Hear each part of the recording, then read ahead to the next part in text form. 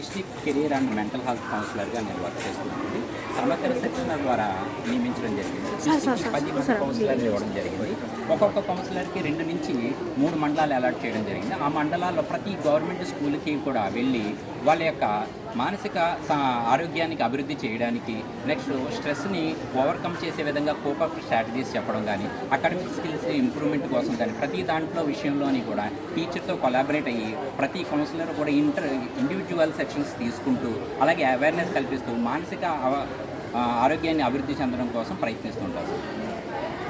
అంటే వాళ్ళు కూడా ప్రతి ఒక్క పూర్తి స్థాయిలో పిల్లలు ఎలా ఉండాలి, ఏ రకంగా ముందుకు వెళ్ళాలి, వాళ్ళ చదువుని ఏ రకంగా ముందుకు తీసుకెళ్ళాలి. ఎందుకంటే ఈ రోజుల్లో కోఆపరేట్ స్కూల్స్ ఏమవుతున్నాయో వాటికి ధీటుగా మనం ముందుకు తీసుకెళ్ళాలి. ప్రతి ఒక్కరు కూడా గవర్నమెంట్ స్కూల్లో జాయిన్ అవ్వాలి.